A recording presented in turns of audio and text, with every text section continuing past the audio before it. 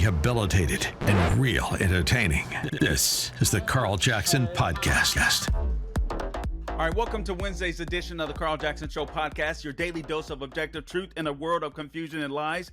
Guys, I'm going to start here. I got lots to get to today, but I want to talk to you about the ultimate election interference story. That is right. Fox News has reported that the Biden administration were involved in the Mar-a-Lago raid, despite claiming that they were not. Is this not the ultimate election interference or not? This is insane. The White House was involved in the Mar-a-Lago raid. The White House, no doubt in my mind, cozied up as well with Alvin Bragg, or colluded with the Manhattan DA, Alvin Bragg, sicking him on Donald Trump. No doubt about it. This is the ultimate election interference. Talk about rigging an election. We're watching it played out right before our eyes. Biden is more concerned, in my opinion, of covering up his own corruption than he is about China. And we're going to be talking about that more and next on this edition of the Carl Jackson Show podcast. Stay tuned for some quick program messaging. All right, welcome back to the Carl Jackson Show podcast. Guys, I got a lot that I want to talk to you about today, but I'm going to try to make it quicker if I can. We're trying to cut down the time of these podcasts. Sometimes it's really hard trying to adjust from radio to podcasting, because you really do have to perfect the craft. I give these guys credit that have been very successful when it comes to podcasting. Everything takes a skill. It really does. Nothing is as easy as people tell you that it is. Podcasting is one of those things.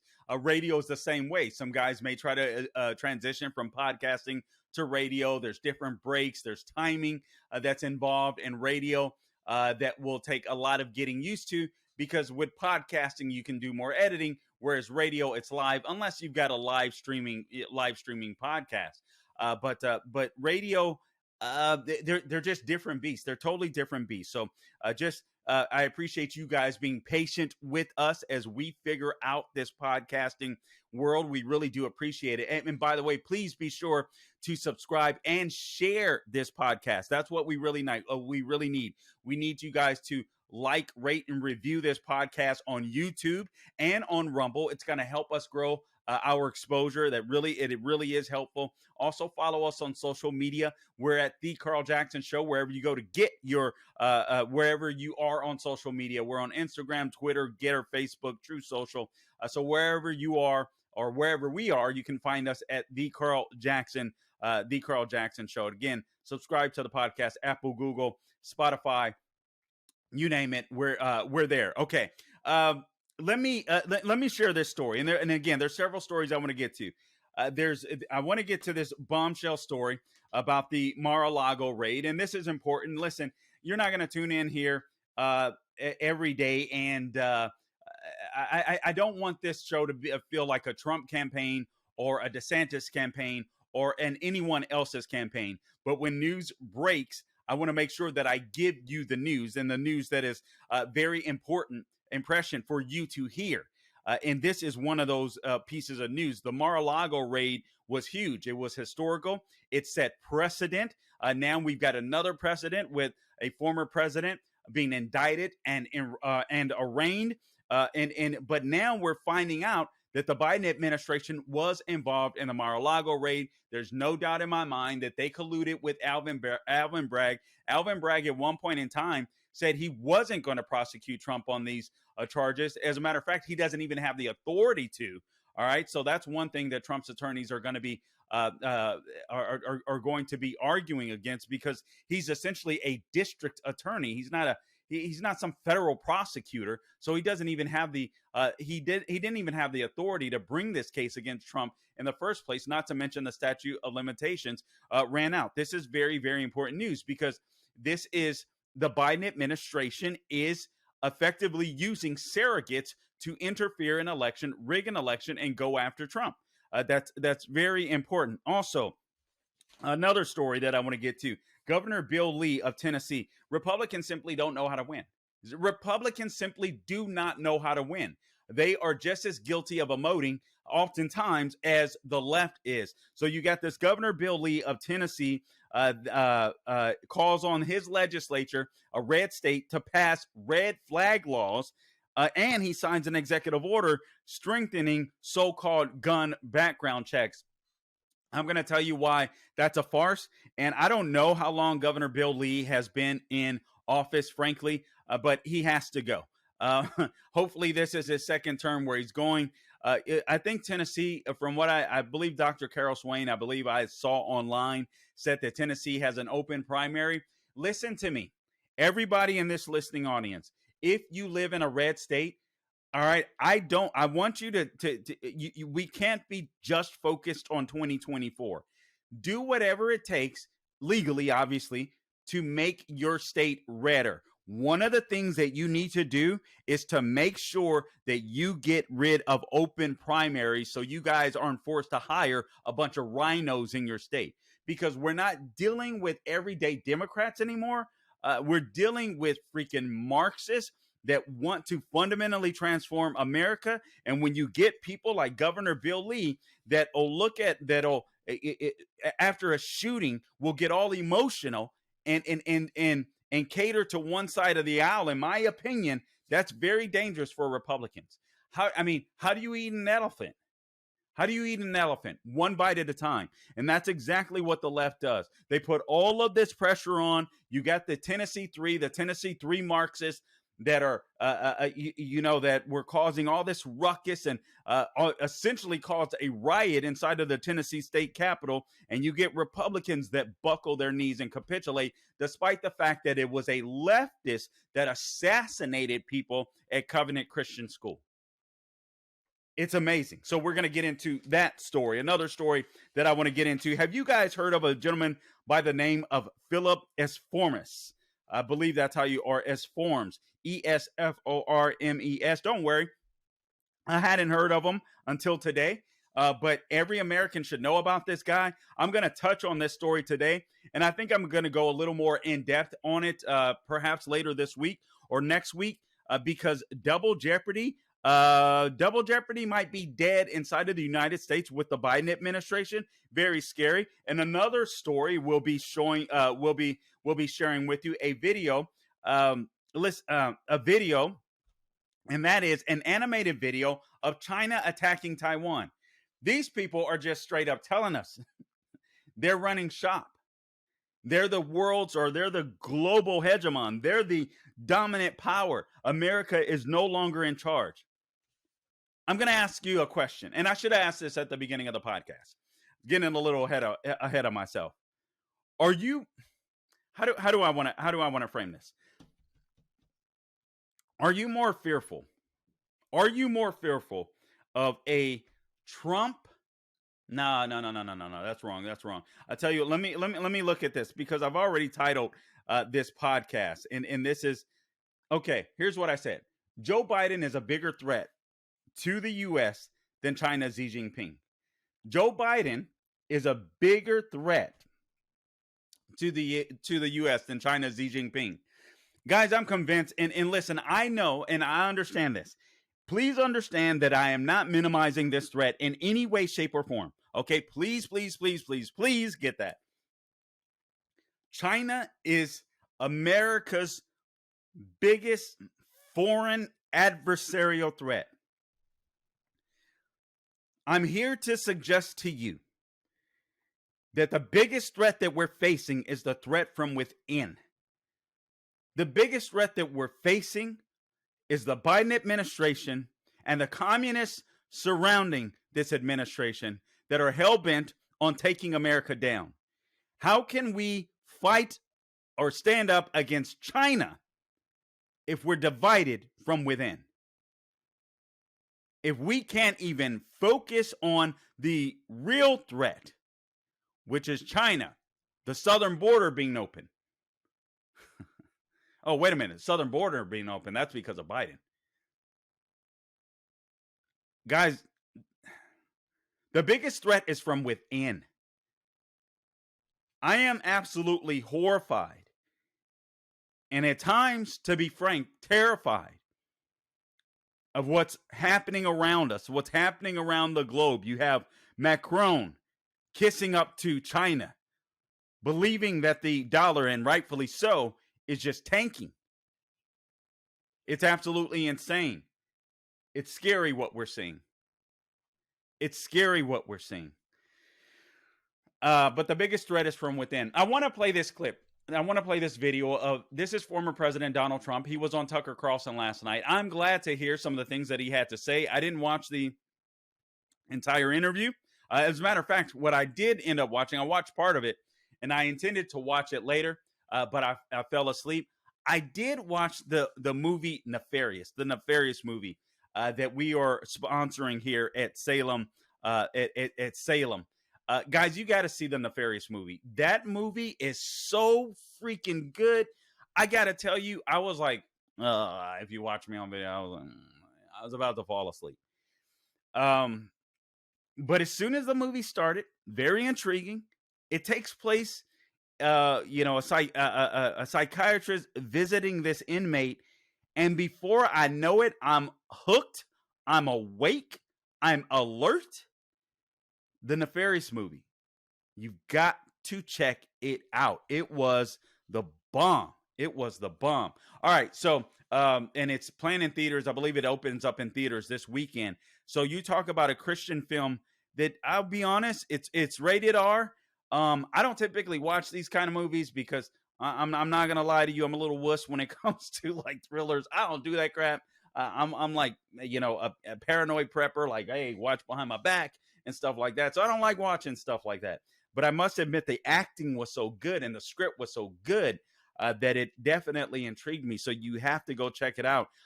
There are parts in it. It is definitely not suited for younger audiences. But talk about a Christian film where you can take a secularist to this film, a secular person, non-believer, somebody that's just not expecting it, and they're going to get a little bit of the gospel without understanding they're getting the gospel because they're going to get so wrapped up into the story. This is what Christian films should look like. The Nefarious movie. Check it out. All right. Salem Now. Check it out. We're sponsoring that. Thank God. Okay. Now let me play this quick video. This is President Donald Trump. Here's what former President Donald Trump had to say on Tucker Carlson last night. If I could set it up, and Gabe will just go ahead and roll it in just a sec here. But he's talking about this first question that Tucker Carlson asked him. He just talks. He asks Donald Trump about the experience, the former president, of being arraigned and having to walk through that process. And if this is true, I must admit, I was pleasantly surprised to hear what former President Donald Trump had to say, because a lot of people get it. A lot of people understood that what happened with him being arraigned was the death of the rule of law inside of the United States. And I'm going to share a story with you that proves to you that the rule of law is being undermined. Carl, all we do is complain. Listen, you're the answer. I'm here to give you motivation. I'm here to give you stories, but you're the answer. You're the solution to saving America. I'm telling you, the number one thing that you have to do right now, everyone is focusing on 2024. Guys, while we're focused on 2024, the left is running circles around us doing damage. That is why I'm not going to use the podcast every day to get caught up in Donald Trump and Ron DeSantis. I love them both. I want them to win in 2024, but the left is screwing us now. So if you don't hear about the stories where the left is screwing us now, and if you don't work to stop them, we're in deep trouble. There's a special election right here in Duval County in Florida that I was not aware of. I donated to immediately the other day upon knowing. Sometimes that's got to be your activism. I didn't know the race existed, but it's a mayoral race in Jacksonville that is going to be crucial in the state of Florida. I want this state under Governor Ron DeSantis to get even redder. All right. So if this guy loses his seat, that's not a good thing. It's not a good thing. Or he's the favorite or what have you, but the Democrat is coming on. So we got to make sure we win that seat. Those are the races you should be looking for. What's happening in your state, what's happening in your local, whether it's a school board election, special election, pay attention to local races. That's how you're going to take back America. You're going to take back America one community at a time. Let's go ahead and roll this tape. This is former President Donald Trump. I was pleasantly surprised to hear this part of the interview. Former President Donald Trump on Tucker Carlson's show. Go ahead, Gabe. Anything wrong. So that's number one. Number two, they were incredible. When I went to the courthouse, which is also a prison in a sense, they signed me in. And I'll tell you, people were crying. People that work there, professionally work there, that have no problems putting in murderers, and they see everybody. It's tough place. And they were crying. They were actually crying. They said, I'm sorry. They'd say, 2024, sir, 2024. And tears are pouring down their eyes. I've never seen anything like those people are phenomenal. Those are your police. Yep. Those are the people that work at the courthouse. They're unbelievable people. Many of them were in tears or close to it. Many apologists were sorry, sir. We're sorry. They had to have me do certain things. They said, sir, I can't believe I have to ask you. I can't even believe that I have to ask you to do it. You could see. So in one sense, it was beautiful because they get it. In another sense, it's nasty. I went to the Wharton School of Finance. They didn't teach me about that. That wasn't like in the cards. About the arraignment part? That wasn't. We didn't have a class on arraignment. And it was a sad day in many ways, and in many ways it was a beautiful day because the people understand. I didn't know this was happening, but the poll numbers have gone through the roof. All right, we can cut it. We can cut it there, Gabe. So they didn't have a class on arraignment, but the part where Trump says in one part it was beautiful, and I know you're sitting here thinking, how could he say that experience was beautiful? Can you imagine being Donald Trump? And listen, I know that there's a lot of adoring fans and voters that love the former president, as do I. But can you imagine enduring everything that this guy has endured? And sometimes when you're alone in your own head, in your own thoughts, I mean, literally, you have a government, the government of the United States, that is shooting all types of missiles at him. Sometimes you have to feel alone. None of us understand what it's like to be in his shoes. None of us understand what it's like to be in his shoes. So for him to say that, I think it's very important because I think what he was seeing was, man, all this crap that is raining down on me. But when he gets in front of the people, when he deals with average, everyday Americans, patriots, the people within the system, not necessarily the attorneys, not the Alvin Braggs, but the people that are actually in the courthouse, the security officers, the court officials, the police officers that had to protect them, the police officers that I'm sure had to check his body, his person, to see if he had weapons, so on, etc. They get it. They get it. And that's got to be comforting to him. It was obviously I didn't get to see it all. I did see a bit of the beginning before I tuned in to watch the Nefarious movie. And again, guys, man, you got to see this movie.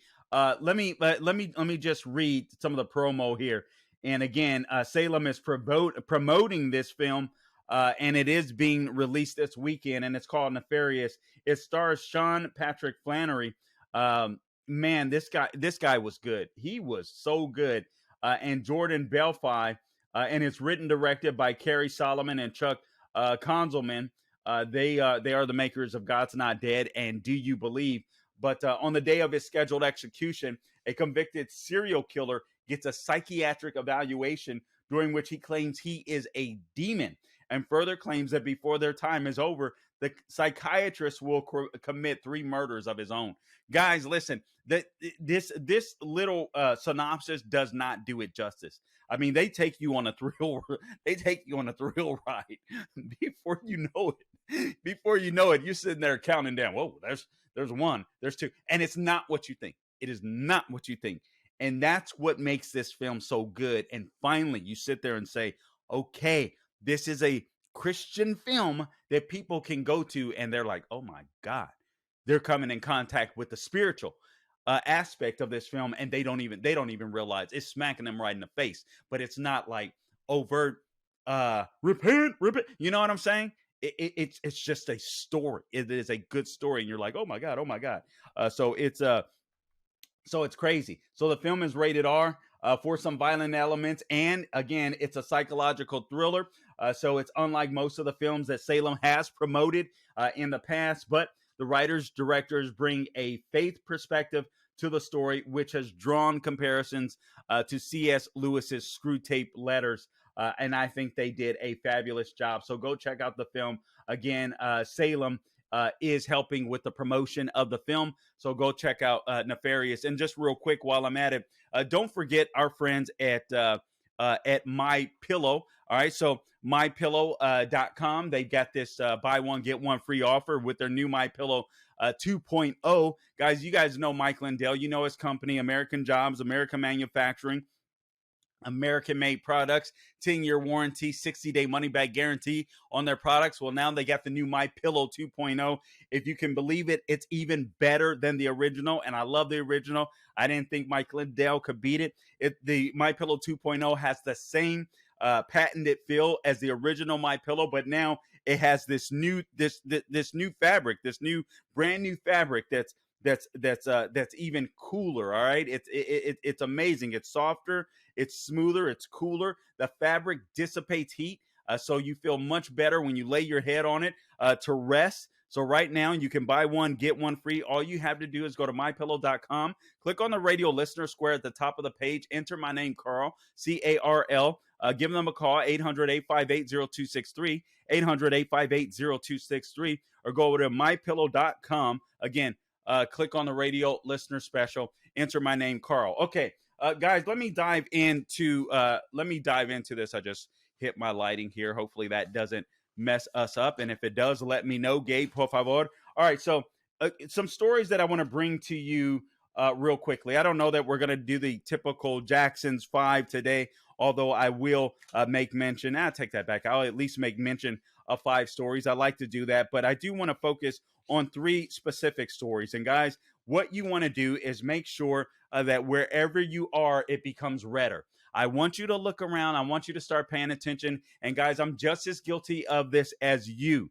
I used to be much more active in the local process than I am today. And that's sad. All right. I'm convicted here. You're not alone. I'm not preaching to you. I'm not beating you upside the head. I'm just telling you what must happen with all of us if we're going to win.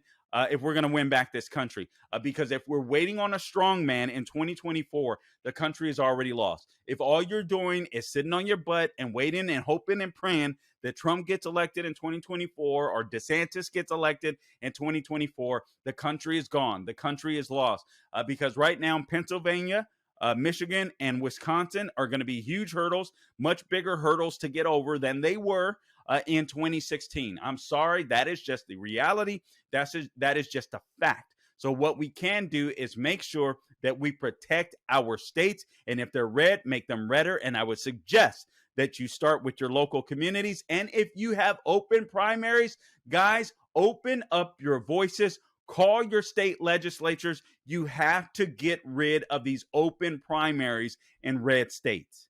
You have to get rid of them. The Democrat Party, I'm sorry, they are no longer the Democrat Party of even 10 years ago. These are straight up Marxists that have co-opted that party. So you do not want them voting in your primary. You don't want Democrats bringing the crap they believe into the Republican primary. Now, let's get to this story real quick. Biden administration officials were involved in the Mar-a-Lago raid. Excuse me? Yeah. So not only do we have election interference when it comes to the DA of Manhattan prosecuting a case against the former president, Donald Trump, that he has no authority to do in his district attorney capacity. No authority to do it, but he decides to do it anyway. The case is outside of the statute of limitations when it comes to misdemeanors in his state, but he tries to add a charge that is not included in the indictment to make it felonious. But the felony isn't there. Now you have this. The Biden administration colluded with the National Archives. I'm laughing to stop myself from crying. This is insane. And we knew they were lying. We knew they were lying. But to see this stuff exposed, talk about rigging an election. I'm telling you, this is why you can't have a corrupt dude in the White House. This is why you can't have somebody this corrupt in the White House. This fool is too busy covering up his own dirt, Biden is, to be concerned about China, to be concerned about the economy. He's too busy worried about Trump and Republicans getting in office. Why? Because he is corrupt. And he will do anything to cover up his corruption. Here's the story from Fox News. Here's a summary. The Biden administration involved itself in the raid of former President Donald Trump's home, Mar-a-Lago, despite reports that they were, quote unquote, stunned to find out about the news on social media. All right, they found out just like everyone else. America First Legal obtained internal government documents related to the raid through a FOIA request, which means the Freedom of Information Act request. A raid on a former president's home. That is unprecedented. Just like the indictment, just like the raid, that is historical. That is unprecedented. And Biden is involved. Isn't it amazing? All of these precedents are being set under this corrupt president. According to America First legal senior counselor, a guy by the name of Reed D. Rubenstein, he says the evidence further suggests that that Biden officials in the executive office of the president and the DOJ unlawfully abused their power and then lied about it to the American people, close quote. American Legal goes on to say, or America First Legal, quote, this government, it seems, acknowledges no limits on its power to harass, to intimidate, and silence its political opponents. The FBI obtained access to Trump records through what's called a, quote, special access request, close quote, from the Biden White House. Hear me again. The FBI obtained access to Trump records through a special access request from the Biden White House. Oh my God. In August, the acting head of the NARA, or NARA, National Archives, a woman by the name of Deborah Wall, wrote a letter to Trump's attorney alluding to the administration's involvement. I'll read some of that later, although she didn't come right out and say it. Now, I want to talk to you about this guy, John Laster. Carl, who is John Laster? I don't know, or I didn't know until I read this. John Laster, he's the archives official that's responsible for administering all access requests for presidential records, okay? All access requests for presidential records from the archives goes through a guy by the name of John Laster. So he was involved in the request despite the archives claiming it had, quote, not been involved in the DOJ investigation, close quote. They just lied. America First Legal said on October 25th, 2022, acting archivist Deborah Wall wrote to then ranking members James Comer and Jim Jordan, claiming the National Archives, or NARA, received the 15 boxes from President Trump on January 18th of 2022, and then discovered that they contained classified national security information shortly after the discovery. So then NARA consulted with its Office of Inspector General, what's called the OIG, which operates independently, wink, wink, from the National Archives.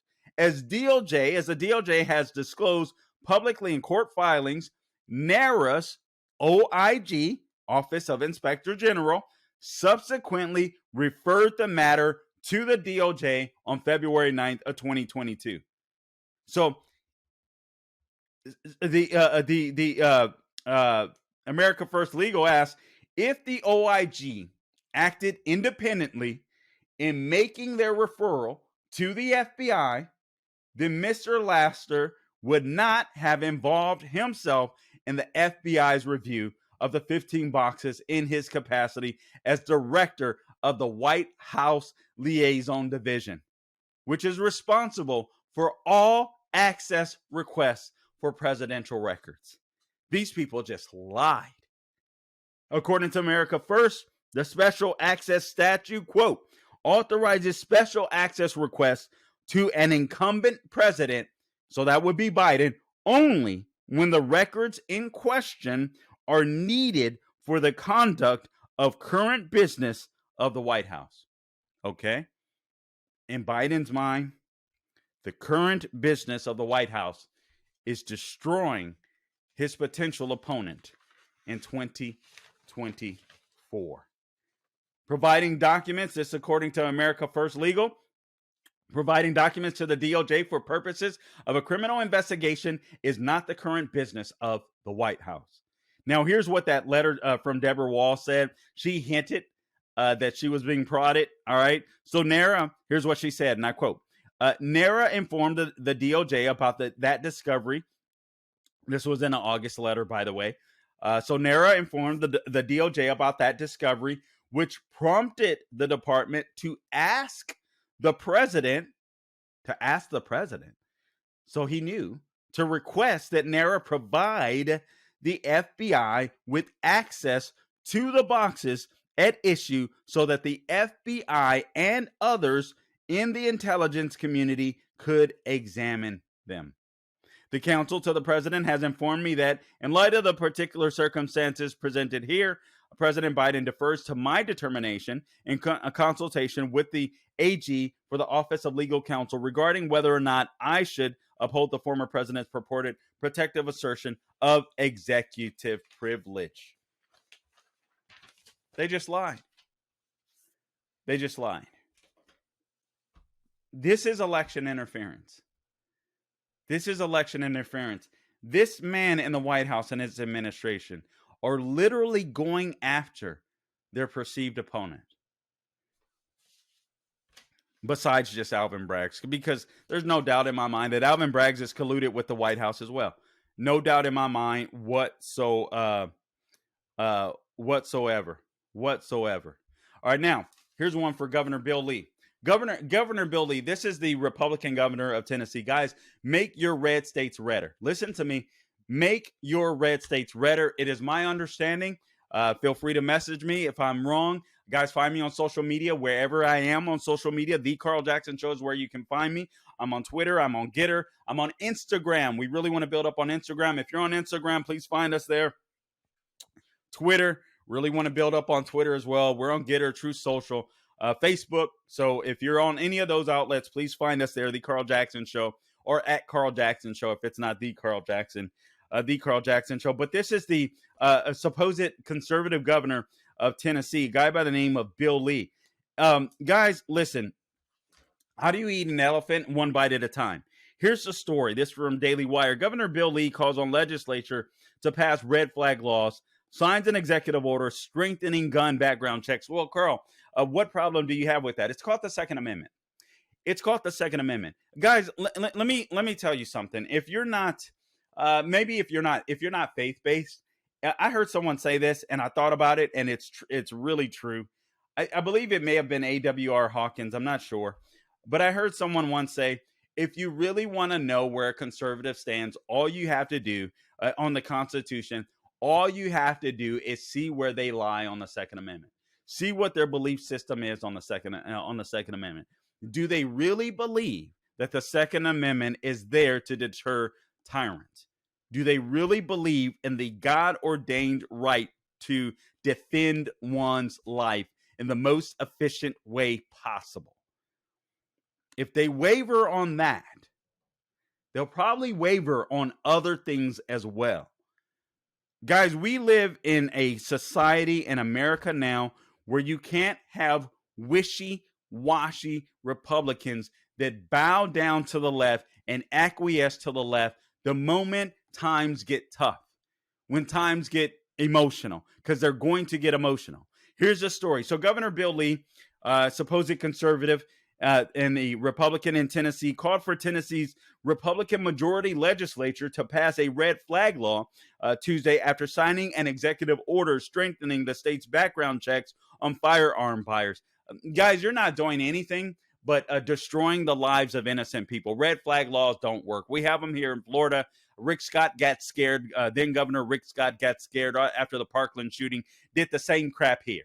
It doesn't help one iota. There's no evidence that suggests it helps. People will cry out and say, well, it has helped. We've got rid of some, people with mental issues. We've been able to confiscate their guns. Guys, we have something called the Baker Act that I'll talk to you about in just a second that already covers this crap that these people claim they're trying to cover. Tennessee, no doubt, has something similar. If it's not called the Baker Act, something very similar. So all of this stuff is a bunch of political gamesmanship, and it's a bunch of crap. It doesn't stop mentally ill people and criminals from getting guns somehow, some way. If people are hell-bent on killing you, guess what? I'm sorry, it's going to happen. So the best thing that you can do is get armed and keep your head on a freaking swivel. But Governor Bill Lee doesn't understand that, apparently.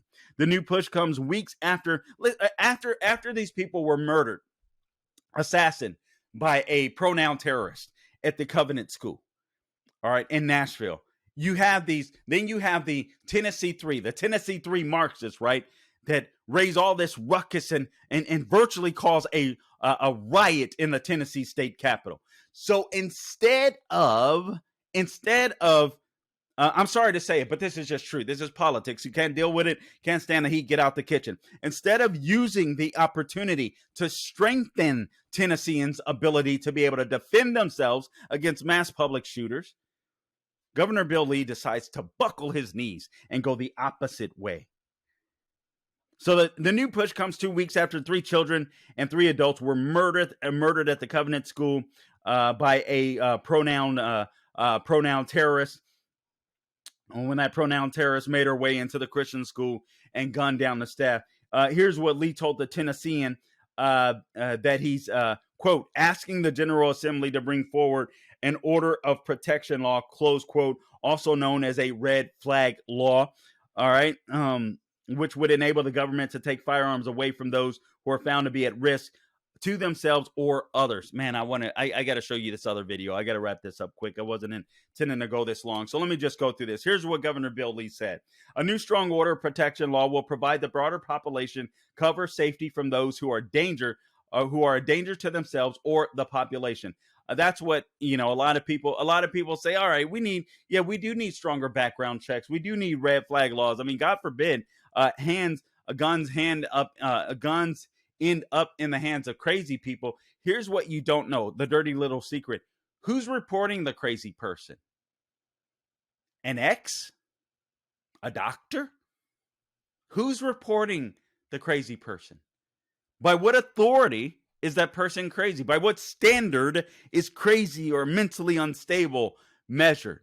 This gets in the weeds really quick. This gets dangerous really fast. There was one of the red flag law victims here in Central Florida. I believe it was the first case. I don't recall all of the details except to say there was a young man that attended a local university.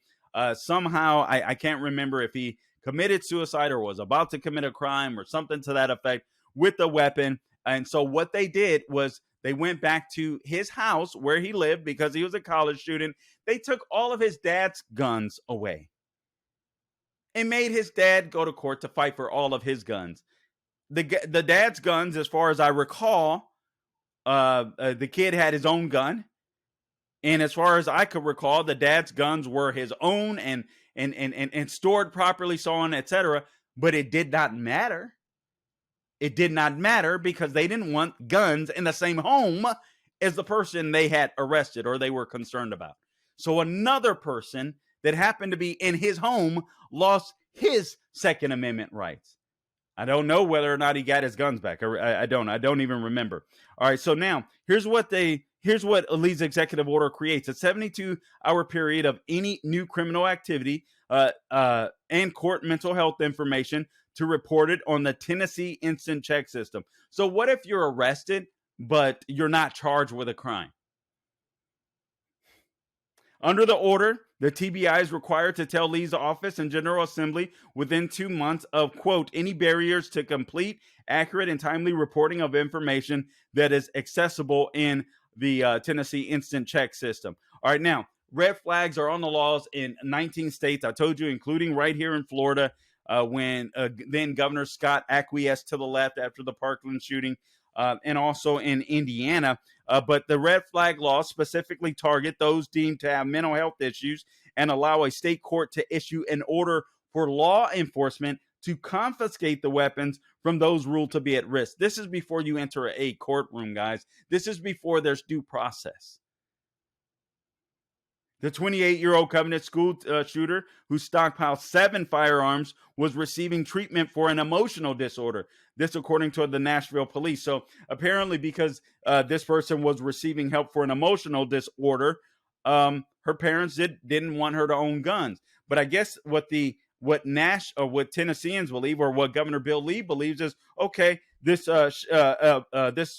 female had emotional disorders. We should have known about that. Well, what emotional disorders? Where's the list of emotional disorders? What emotional disorder is no freaking big deal? And what emotional disorder is a big deal? This stuff gets dangerous really fast. Here's what Dana Lash, you guys know her, love her, nationally syndicated host, Dana Lash, had to say, and she's spot on. She's written a book, Hands Off Our Guns. Hands Off Our Guns. She said, red flag laws are only about 2 things: removing your due process protection and seizing guns. She's absolutely right. If we don't have due process in the United States, we are done.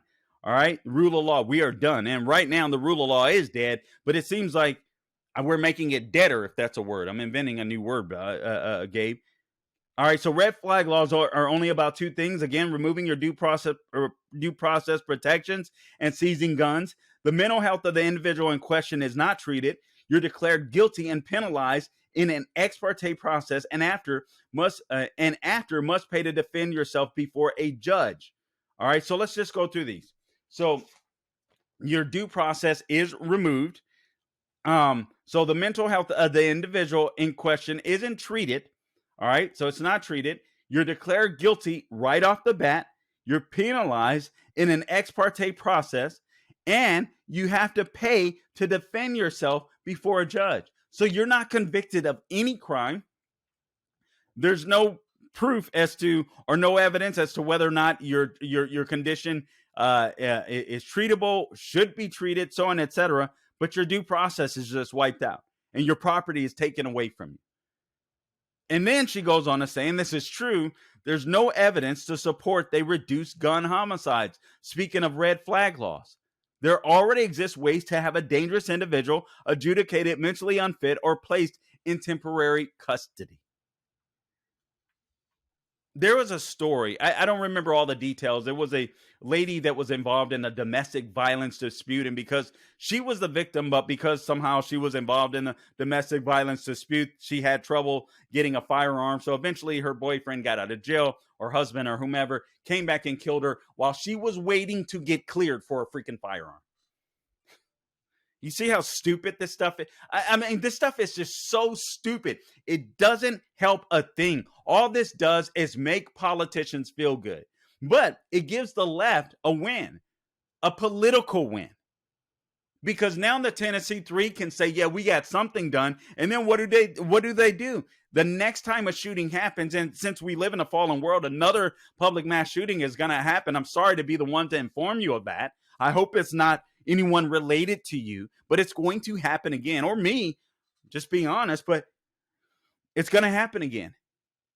There's no evidence to suggest or to support they reduce gun criminals, gun homicide. Dana Lash says there already exist ways to have a dangerous individual adjudicated mentally unfit or placed in temporary custody due to the threat they pose either to themselves or others. It's true. It's called Baker acting here. That already exists. So what are these fools doing?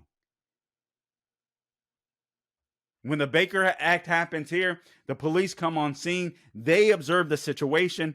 They can determine if the person is going nuts out of their minds or not. They speak to the individual that's called their house for, I believe it's 3 days, 72 hours, while they're psychologically evaluated. All of this stuff already exists. Here's what the Tennessee House Speaker said, a guy by the name of Cameron Sexton.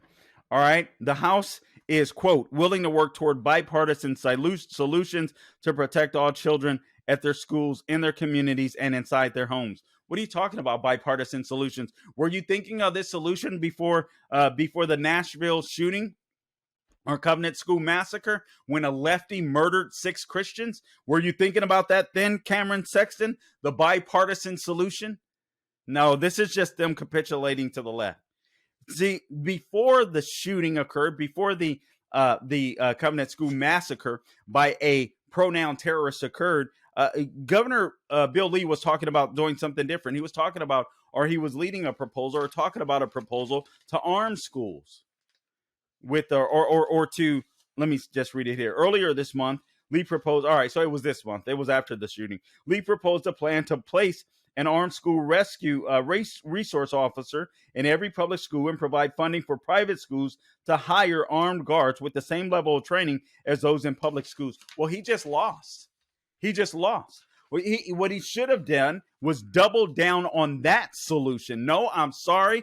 Good guys with guns stop bad guys with guns, as we saw in the Covenant School massacre. So what we're going to do is we're going to provide funding to make sure our schools are safe from any other terrorists that would come in and try to kill our kids.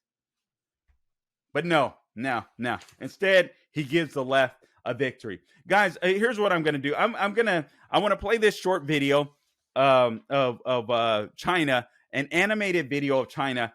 I'm going to get back to this story either tomorrow or Friday of Philip Esformes, because it's going to take a little time. But I just want to give you a heads up, all right? In case somebody else talks about it, you heard it here first. It's from Reason. And kudos to Harmeet Dillon. She tweeted out about it. Trump commuted his sentence. Now the Justice Department is going to prosecute him again. This is a story of now the Biden administration, their DOJ, going after a guy that Trump commuted. Double jeopardy. So a guy spent 4.5 years in prison, was released, commuted by Trump.